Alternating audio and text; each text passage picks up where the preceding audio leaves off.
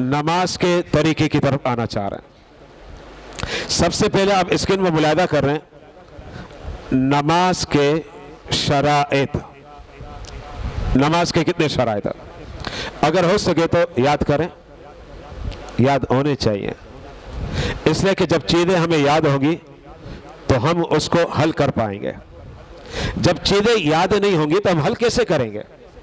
یہ بات ذہن میں رکھے گا۔ تو نماز کے جو شرائط ہیں وہ ہمیں یاد ہونے چاہیے۔ نماز کے شرائط کتنے دیکھیں، اسکرین پر ملاحظہ کریں، لکھے ہوئے 6 شرائط ہیں، 6 شرطیں ہیں نماز کی۔ ان میں پہلی کیا ہے؟ نمبر 1 طہارت۔ اب یہ طہارت کا لفظ تھوڑا پرانا ہو گیا ہے، یعنی پاکیزگی۔ لفظ کو تھوڑا اگر آپ چینج کرنا چاہیں تو آپ یہ کہہ سکتے ہیں طہارت یعنی پاکیزگی۔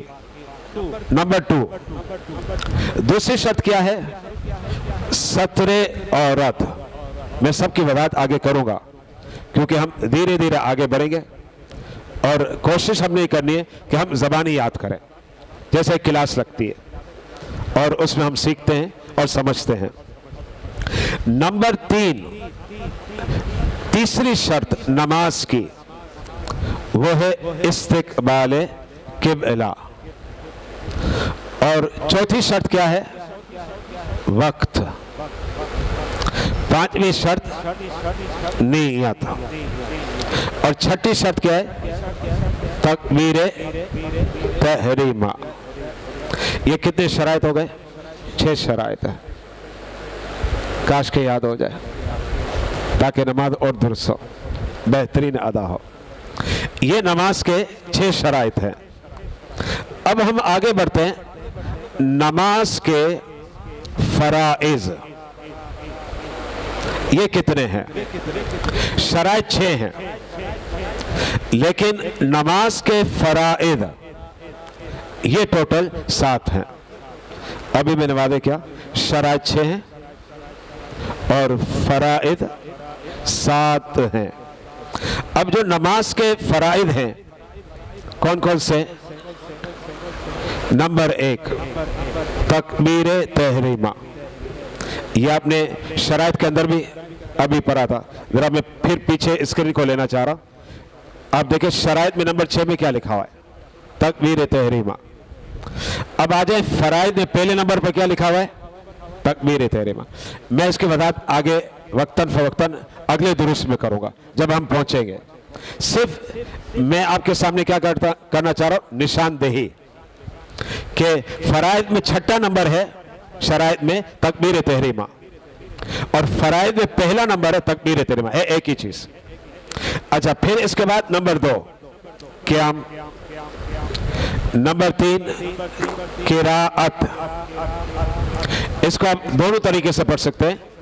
ایک لفظ آتا ہے قراءت تاکہ تلفظ بھی ہمارا درست ہو، یا تو آپ یہ پڑھ سکتے ہیں قراءت۔ دوسرا پڑھنے کا طریقہ کیا ہے؟ قراءت۔ یہ دونوں طریقے صحیح ہیں۔ میں پھر دوہرا رہا ہوں تاکہ آپ کے ذہن نشی ہو جائے۔ ایک لفظ کیا ہے؟ قراءت، اور دوسرا لفظ کیا ہے؟ قراءت۔ یہ دونوں طریقے درست ہیں، لیکن ہماری زبان پر ایک اور لفظ استعمال ہوتا ہے، یہ طریقہ صحیح نہیں ہے، اچھا ہے نہ استعمال کیا جائے، اور وہ ہم کیا کرتے ہیں؟ قرات۔ یہی ہوگا، آپ بھی اپنی زبان سے یہی کہتے ہو، میں نے اچھے لوگوں سے سنا، وہ پڑھتے ہیں قرات۔ قرات لفظ نہیں ہے، عربی کا اگر لفظ اور اس کا تلفظ اگر ہم نے پڑھنا ہے اور سمجھنا ہے، میں وہ بتا رہا ہوں۔ تو 2 طریقے، آپ دونوں طریقوں میں سے جو چاہیں پڑھیں، آپ کو اختیار ہے۔ تیسرا طریقہ اس سے بچے تو اچھا ہے، لیکن تیسرے طریقے کو اختیار کرنے میں یہ نہیں کہتا گناہ ہوگا، لیکن یہ درست طریقہ نہیں۔ ایک طریقہ کیا ہو گیا؟ قرات، اور ایک طریقہ ہو گیا قراءت، اور چوکرا کس پر لگانا ہے؟ قرات۔ یہ نہ پڑھا جائے، کیونکہ کبھی کبھی ہمارے سامنے کوئی پڑھتا ہے اور عالم ہو تو ہم دل کے اندر یہ سوچنے لگتے ہیں یا لگتا ہے یہ اہل علم نہیں ہے، کیونکہ اگر اہل علم ہوتا تو یہ تلفظ کی غلطی نہ کرتا۔ کیونکہ لفظ قرات نہیں ہے، یا تو قراءت ہے یا قرات ہے۔ چلیں آگے بڑھتے ہیں۔ نمبر 3 ہو گئے فرائض میں۔ نمبر 4 رکوع، نمبر 5 سجود، نمبر 6 قعدہ اخیرہ۔ سب کی وضاحت آئے گی۔ ہو سکتا ہے بعض الفاظ آپ کے سامنے آ رہے ہوں، آپ کہیں اس کا مطلب کیا، وہ انشاءاللہ آگے وقتاً فوقتاً میں وضاحت کرتا رہوں گا۔ نمبر 7، کیونکہ فرائض ابھی میں نے آپ کو بتایا کتنے 7 ہیں، شرائط 6 ہیں، تو 7 فرائض ہیں۔ ان میں 7واں نمبر کیا ہے؟ خروج بسنعہ۔ اسے تو عام طور پر لوگ پڑھ ہی نہیں پاتے۔ دیکھیں میں نے اسی لیے کیا کیا، اسکرین پر لکھا ہوا ہے، اس پر اعراب بھی لگا دیا تاکہ ہمارا تلفظ صحیح ہو۔ 7واں جو فریضہ ہے اس کو پڑھنے کا طریقہ ہے خروج بسنعہ، یہ ہے۔ اب اس کو الگ الگ پڑھ لیتے ہیں، کوئی پڑھ لیتا ہے خروج سنعہ، خروج بسنعہ، ایسے پڑھ لیتے ہیں، لیکن جو صحیح طریقہ ہے تلفظ کا، کیونکہ یہ عربی کے الفاظ ہیں، عربی کے کلمات ہیں، تو میں نے وہ تلفظ باقاعدہ لکھ دیا ہے، اسکرین پر ملاحظہ کر رہا ہیں، اور ساتھ میں اس پر اعراب بھی لگا دیا ہے۔ خروج بسنعہ یہ ہو گیا نماز کے فرائض میں سے 7واں فریضہ۔ اچھا، اب میں ایک چیز آپ کو سمجھانا چاہ رہا ہوں۔ ابھی تک آپ نے کیا پڑھا اور کیا سیکھا؟ ایک آپ نے نماز کے شرائط اور ایک آپ نے نماز کے فرائض، اور ان دونوں کے اندر ایک بات کامن ہے، اس کو دین نشی کرنا ہے۔ ایک بات دونوں کے اندر کامن ہے، خواہ وہ شرائط نماز ہو یا پھر فرائض نماز ہو۔ آپ کہیں گے وہ کامن بات کیا ہے جو دونوں کے درمیان مشترک ہے، کامن ہے؟ وہ بات یہ ہے، نماز شرائط کے بغیر نہیں ہوتی۔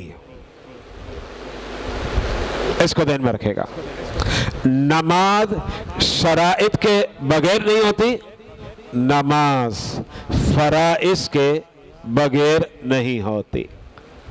اب دیکھیں، شرائط اور فرائض دونوں کے درمیان کون سی بات کامن ہے؟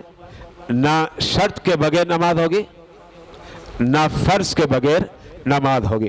اس سے میں نے دیکھیں نوٹ کر کے لکھا ہے عبارت۔ اب آپ دیکھیں جو عبارت میں نے آپ کے سامنے پیش کی اسکرین پر، جملہ شرائط و فرائض کے بغیر نماز نہیں ہوگی۔ تو شرائط کے بغیر بھی نماز نہیں ہوتی اور فرائض کے بغیر بھی نماز نہیں ہوتی۔ اب آپ کے ذہنوں میں ایک سوال آئے گا، وہ سوال کیا ہے؟ سوال یہ آئے گا، شرائط کے بغیر نماز نہیں ہوتی، فرائض کے بغیر بھی نماز نہیں ہوتی، نام کیوں دو رکھے ہوئے اور الگ الگ کیوں کیا ہوا ہے؟ سوال سمجھ میں آ رہا ہے؟ جبکہ شرائط کے بارے میں بھی اگر آپ سے کوئی پوچھتا ہے کہ شرائط کی حیثیت کیا ہے، آپ کہیں گے شرائط ایسے ہیں جیسے ہماری جان ہوتی ہے، شرائط ایسے ہیں جیسے ہماری روح ہوتی ہے۔ پھر آپ نے جب مجھے فرائض کے متعلق پوچھا تو میں نے کہا فرائض ایسے ہیں جیسے ہماری جان ہوتی ہے، اور فرائض ایسے ہیں جیسے ہماری روح ہوتی ہے۔ مجھے بتائیں، انسان سے جب جان نکل جائے، روح نکل جائے، کیا بچ جائے گا؟ ڈھانچہ، موومنٹ بھی نہیں کر سکتا۔ تو بغیر شرائط، بغیر فرائض کے نماز نہیں ہوتی، لیکن دو نام علیحدہ علیحدہ کیوں رکھے گئے ہیں؟ اس کو میں اب سمجھا رہا ہوں۔ یہ ایک باریک فرق ہے، چھوٹا فرق، اس کو سمجھنا ہے۔ وہ یہ ہے کہ جو فرائض ہوتے ہیں وہ نماز کے اندر ہوتے ہیں۔ جیسے اب پھر فرائض کی طرف ذرا آ جائیں۔ فرائض میں کیا ہے؟ قیام۔ تو قیام آپ کا ورد اللہ اکبر، یہ قیام ہے نا۔ اچھا، پھر قرات ہے، رکوع ہے، یہ سب چیزیں کس میں ہو رہی ہے؟ نماز کے اندر۔ لیکن جو شرائط ہوتے ہیں، شرائط میں کیا ہوتا ہے؟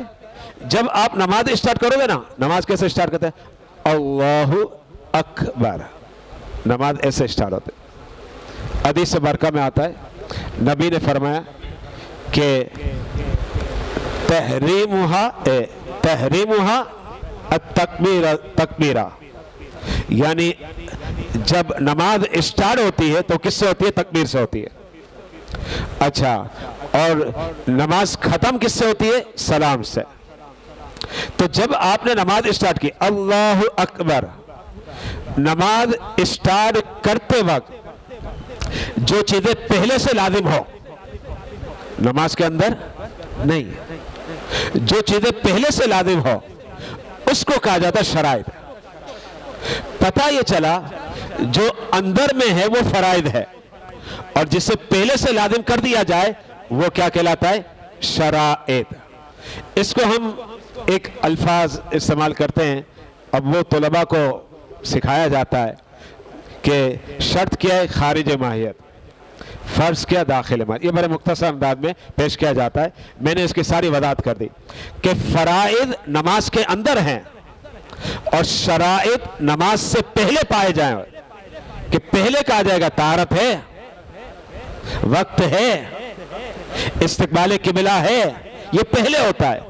تو فرائض نماز کے اندر ہوتے ہیں اور شرائط پہلے ہوتے ہیں، یہ دونوں کے درمیان فرق ہے، لیکن ایک بات کامن، نہ شرائط کے بغیر نماز ہوگی اور نہ ہی فرائض کے بغیر نماز ہوگی۔ یہاں تک سمجھ لیں، اب ہم مزید آگے بڑھ رہے ہیں۔ اب آ جائیں شرائط میں پہلی چیز کیا تھی، پھر آپ اسکرین کی طرف ملاحظہ کریں۔ نماز کے 6 شرائط، اس میں پہلا نمبر کیا لکھا ہوا ہے؟ طہارت۔ اب ہم طہارت کا عنوان اسٹارٹ کر رہے ہیں، یہ طہارت کا آغاز ہے، کچھ باتیں ہم پڑھیں گے اپنے وقت کے اندر۔ اچھا، اب آ جائے طہارت۔ طہارت کا میں نے آپ کو مطلب بتایا تھا آسان، کیونکہ اب یہ طہارت والا لفظ تھوڑا پرانا ہو گیا ہے، اب اس سے تھوڑا نیا لفظ استعمال ہو رہا ہے، پاکیزگی۔ چیز ایک ہی ہے، پاکیزگی اردو کا لفظ ہے، ویسے طہارت عربی کا لفظ ہے اور اردو میں بھی یوز ہوتا ہے طہارت۔ طہارت سے کیا مراد ہے؟ کیونکہ طہارت شرائط نماز سے ہے، جس کا مطلب کیا ہوا؟ اگر طہارت نہیں ہے نماز، پاکیزگی نہیں، نماز نہیں ہوگی۔ یہ سب سے اہم چیز ہے طہارت۔ اور یاد رکھیے گا، آپ نمازی بن گئے نا، اس کا مطلب آپ صاف ستھرے ہو گئے، نمازی بن گئے آپ پاکیزہ ہو گئے، اس لیے کہ یہ نماز کی شان ہے۔ فجر میں اٹھو تو وضو کرو، ظہر پڑھو تو وضو کرو، عصر پڑھو تو وضو کرو، مغرب پڑھو تو وضو کرو، عشاء پڑھو تو وضو، بار بار منہ دھوتے ہیں، ہاتھ دھوتے ہیں، صاف ستھرے ہو رہے اور بڑے پرسکون ہو جاتے ہیں۔ میں نے بڑے لمبے لمبے سفر کیے، لیکن ہر نماز کے لیے جب تازہ وضو کرتا ہوں ساری تھکاوٹ اتر جاتی، تھکاوٹ ختم۔ یہ وضو کے اندر اللہ نے بڑی شان رکھی ہے۔ تو طہارت سے کیا مراد ہے یہ اب ہم نے سمجھنا ہے۔ اب پہلی چیز کیا ہے؟ دیکھیں میں نے نمبر وائز لکھا ہے۔ نمبر 1، نمازی کا بدن، یہ کپڑا ہے جو بھی آپ دیکھ رہے ہیں، یہ میں نہیں کہہ رہا بھی، بدن، نمازی کا بدن۔ نمازی کا بدن نجاست حقیقیہ اور نجاست حکمیہ سے پاک ہو، اس کی وضاحت آ رہی ہے۔ یہ پہلی چیز ہے، نمازی کا بدن نجاست حقیقیہ اور نجاست حکمیہ سے پاک ہو۔ اگر ایسا نہ ہوا طہارت نہیں پائے گئی، مطلب کیا ہے؟ شرط فوت ہو گئی، شرط اگر فوت ہو گئی نماز نہیں ہوگی۔ بدن نجاست حقیقیہ سے بھی پاک ہو، بدن نجاست حکمیہ سے بھی پاک ہو۔ اب ان لفظوں کو ذہن میں رکھے گا، نجاست حقیقیہ، نجاست حکمیہ، وضاحت آگے آ رہی ہے۔ نمبر 2، نمازی کے کپڑوں پر کسی قسم کی نجاست نہ لگی ہو۔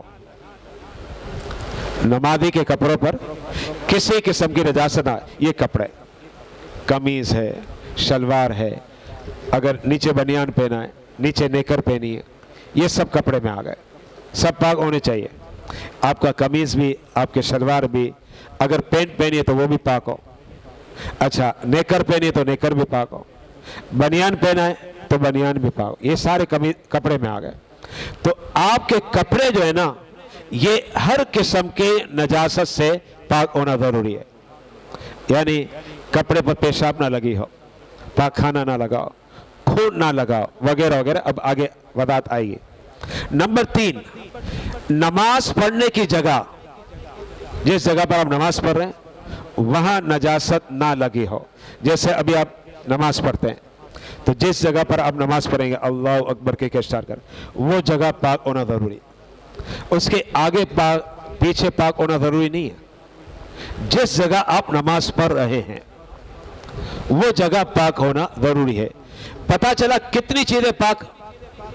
बदन, कपड़े, जगह, तीनों चीजों का पाक होना जरूरी है। अगर ये तीनों चीजें पाक हो गई, इसका मतलब क्या है? आपने नमाज की पहली शर्त पर अमल कर लिया, तहारत हो गई, जिसको कहते हैं पाकीज़ की। अब नजासत हकीकिया और हुक्मिया क्या, मैंने अभी आपको कहा, मैं इसकी वजाहत कर रहा हूं। अब इसको समझना, देखें इन लफ्जों को हमें ध्यान में रखना पड़ेगा। बाल लोगों को पता है, बाल लोग थोड़े से कहते यार ये तो बड़ा मुश्किल है। मुश्किल नहीं है, जाहिर बात है ये इस्लाम के अहकाम की इस्तिलाहात हैं कि क्या मतलब है इनका, ये हमें समझना होगा। हम अगर अपनी नमाजों को दुरुस्त करना चाहते हैं तो इन चीज़ों को ध्यान में रखना पड़ेगा। इन चीज़ों से आपको आगे बहुत ज़्यादा रहनुमाई हासिल होगी। अब नजासत हकीकिया और हुक्मिया, इस पर देखिए मैंने एक छोटा सा नक्शा बनाया, आप स्क्रीन में मुलादा कर रहे हैं। नजासत हकीकिया और नजासत हुक्मिया। नजासत हकीकिया का देखें निशान, नजासत हकीकिया वो क्या क्या है, चंद चीजें, मिसाल है, सब यहां काउंट नहीं हो रही, ये मिसाल है। नजासत हकीकिया में क्या है? पेशाब, यूरिन, ये नजासत हकीकिया है। अच्छा, नजासत हकीकिया में क्या है? पाखाना। नजासत हकीकिया में क्या है? खून, बहता खून। नजासत हकीकिया में क्या है? आप देखिए कभी दाने होते हैं और दानों से पीप निकलता है, ये पीप क्या है? ये नजासत हकीकिया है। अच्छा, फिर इसी तरीके से जानवर का गोबर, गाय बैल वगैरह का जो गोबर होता है, जिसको उनका पाखाना कहते हैं आप। अच्छा, फिर इसी तरीके से नजासत हकीकिया में क्या है? ये जो मुर्गी है ना, मुर्गी जैसे हम खाते हैं चिकन, मुर्गी की जो मीट है ना, ये भी नजासत हकीकिया है, ये नापाक है, ये बात ध्यान में रखेगा। मुर्गी की मीट नापाक है। हाथ पर लगी, हाथ क्या हो जाएगा? नापाक। कपड़े पर लगी, कपड़ा नापाक। जगह पर लगी, जगह क्या हो गई? नापाक। ये सब नजासत हकीकिया हैं। और बदन के मुतालिक क्या कहा मैंने आपको बताया, बदन नजासत हकीकिया से पाक हो। यानी आपने अपने आप को बराबर देखना है कि मेरे बदन पर पेशाब तो नहीं है, पाखाना तो नहीं है, मैंने तहारत सही की वॉशरूम में जाकर। अच्छा, जख्म हो गया, बहता खून तो नहीं है, जख्म हो गया, खून बह रहा है, जख्म हुआ, बहता पीप तो नहीं है, ये सब देखना पड़ेगा। एक और चीज बता रहा हूं जो आजकल निकली है, तवज्जो रखिएगा। ये एक वबा चली हुई अभी हमारे यहाँ, और वो क्या कहलाती है? आशूबे चशम। अच्छा, अब तो लफ्ज नहीं कहते ये जब जारी बात है हमारे जो बड़े थे मेमनों में, जैसे नानी, नाना, दादा, तो हम लोग मेमनी में कहते थे आंजरी। इकबाल भाई को शायद पता होगा, बड़ी उम्र वाला है, आंजरी कहते, आंजरी, आंजरी थी ये कहा जाता था। उर्दू में से कहते हैं आशूबे चशम। इसका आसान लफ्जों में आप तर्जुमा कर सकते हैं दुखती आंख, سے جو پانی نکلتا ہے اس کو کہا جاتا ہے آشوب چشم. ٹھیک ہے, یہ کیا ہے جو آج کل یہ بیماری ہو رہی ہے؟ یہ آشوب چشم ناپاک ہے, پاک نہیں ہے. یہ بات ذہن میں رکھیے گا. اس لیے ٹیشو پیپر ہے نا, ٹیشو پیپر, اس کے لیے اب آسان طریقہ ٹیشو پیپر کا استعمال کیا, اس سے صاف کریں. کیونکہ جب آپ نے صاف کیا تو ٹیشو پیپر بھی ناپاک ہو جائے گا. یہ ناپاک ہے, پاک نہیں ہے. اور آشوب چشم سے وضو ٹوٹ جائے گا. اس کو ذہن میں رکھے گا مسئلہ.